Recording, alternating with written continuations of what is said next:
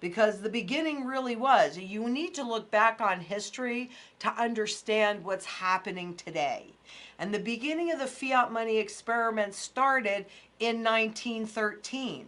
At that point, you could, or up until that point, I should say, a 20th of an ounce of gold equaled a $1 gold certificate or a $1 bill. When they installed the Federal Reserve, they gave them the right to print 2.4 times as many Federal Reserve notes to that 20th of an ounce. And that was the beginning. And that was also the beginning of the loss of purchasing power, because pretty much right out of the gate, we lost 50% of our purchasing power as they printed twice as much money. Does that sound familiar? Then, of course, all that money went into the banking system, because that really was who the Federal Reserve was supposed to support. And then the banks loaned it out. And, to the stock market, to the bond market, to the real estate market. And that kicked it off and created the crisis in 1929. Which then justified, and I'm talking about this so strongly because this is what we're coming up with. This is the beginning. We are now at the end. And that crisis justified taking the gold, the only thing that the citizens could actually use to protect themselves from inflation. They used that to take them away from the citizens. Though governments still had the ability to convert dollars into gold, the citizens did not. And there was the first major overt revaluation. Although as soon as they allowed the central bank to print $2.4 for every dollar's worth of gold, 20th of an ounce of gold we held in deep storage, that was today's QE. That's what that was. It was QE then, this is QE now. And they're calling for more of it. But once we became, at the time, we had the most gold and the biggest, strongest military of anybody. So we became the world reserve currency, which means that if you are a country going outside of your borders to buy anything, whether it's medicine or food or energy or anything, you had to do it with US dollars. Huge advantage. But of course, we printed a whole bunch of them. And so in the 60s, which people don't realize, plus we were funding the Vietnam War, there was a run on the dollar with foreign governments turning in dollars in exchange for the gold at that fixed rate that we agreed to at Bretton Woods of $35 an ounce. But gold was severely undervalued in terms of dollars at $35 an ounce. So bam, the Nixon shock, 1971, when governments could no longer convert that. And even though we say, well, Nixon closed the gold window, oh, that's not a big deal. It is a huge, huge big deal, because it sets up everything that comes afterwards, which is all in the control of the central banks. So that is critical to understand, because today the central banks are between a rock and a hard place. And when they attempted to give themselves the tools like they gave themselves in 1971 by pushing interest rates all the way up so they could lower them down as they were inspiring building up of debt, well, now they can't go anywhere. They can't raise the rates. They can't run off the balance sheets. So we're entering this next crisis, which is why it will force the reset with no tools. None. And these, even the tools that we have now, QE, negative interest rates, those were experimental. Those were supposed to be short-term and temporary. Now they're calling for them.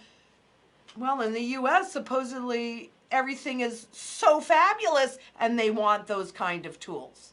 What does that tell you? History repeats itself, and this is not going to be any different.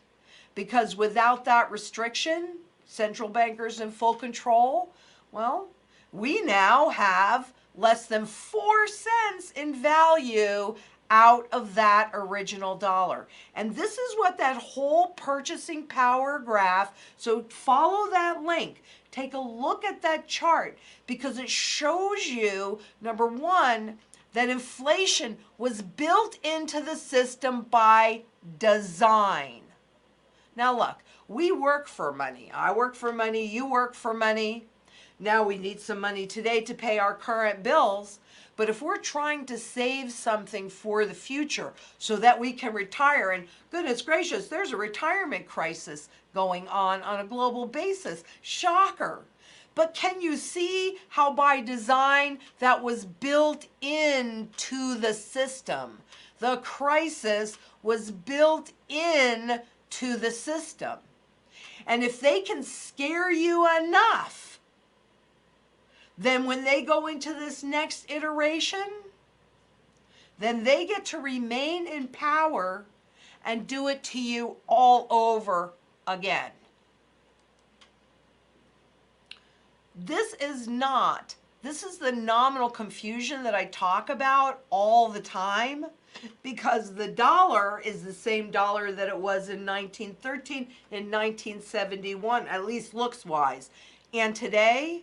And yet, what that buys you is a whole lot less. And the only different people say, when is the hyperinflation going to happen? When is it going to happen? Well, this is really the genius of this particular system.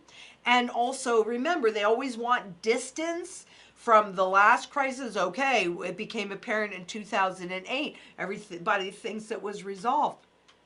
It wasn't resolved. It was papered over with mounds and mounds of unpayable debt. So keep in mind that the only difference between inflation and hyperinflation is the speed. But by design, you are working for less and less and less. Unless, of course, your income, like the 1%ers, keep pace and then some with the true rate of inflation. Now, a couple of weeks ago in the pegging video, which if you haven't seen that, or the currency pegging video, which if you haven't seen that, definitely you want to go take a look at that. But I put in there the life cycle of a currency.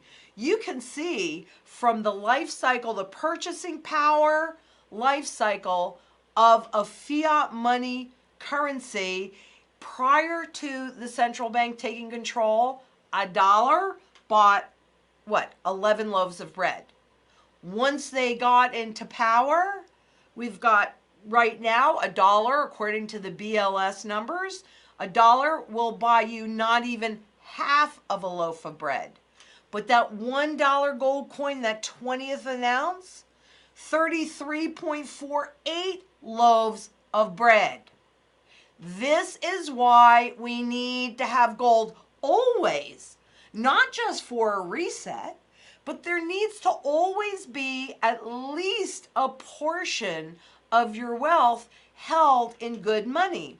This is why it is arguably the most important leg of that dynastic wealth stool. And just as a reminder, dynastic wealth is wealth that lasts in families for at least 300 years.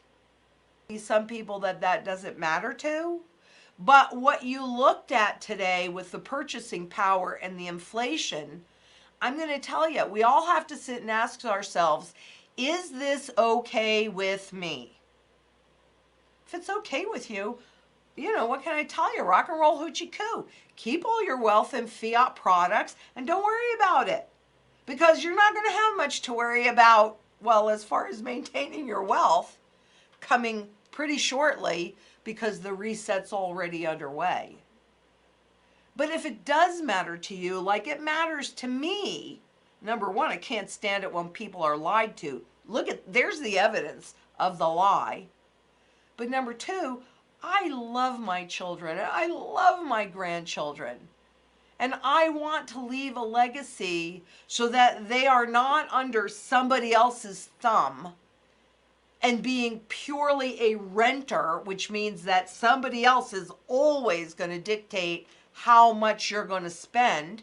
It's not going to be dictated to you. They won't have any freedom in that kind of a system. I want my family to have freedom.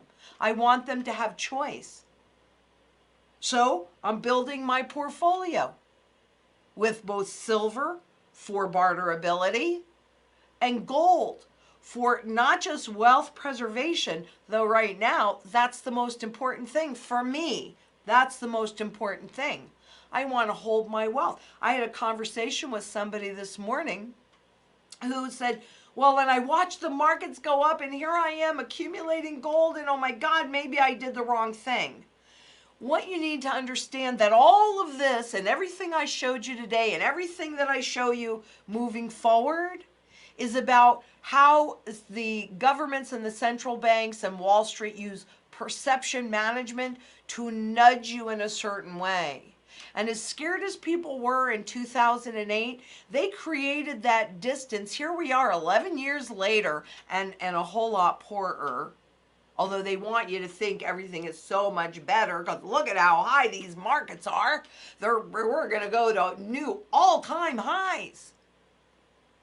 But it's in fiat. It's in intangible. It's something that, boom, they push a button and it's gone. And you have no access to it. And what are you going to do then?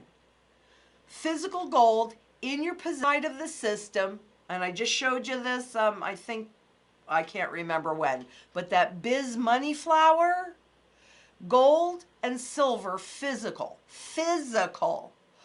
in your possession is the only form of money that is universally accepted. You can use peer-to-peer because everybody understands gold and accepts it. And it's outside of the system's control. Fiat is all about the system being in control. And frankly, when they're ready, if you don't get into position now, you're not going to have the opportunity moving into the future. So I hope you can see exactly why this is my favorite chart. If they said to me, Lynette, you got one chart to work with, it would be the purchasing power chart. And that chart being now worth less than 4 cents on the dollar officially should tell you. Now, it can't go on forever. We're at the end. We're at the end of this cycle, and you have some choices to make. And the sooner you make those choices and move forward in an intelligent, and I'm not saying that you're not intelligent if you don't agree with me. That's not what I'm saying. I'm saying do your own due diligence. Don't take Wall Street's word for anything. Haven't they proven over and over again that they are liars and they are cheaters and that they don't care about your best interest? You care about your best interest. That's why it matters that you learn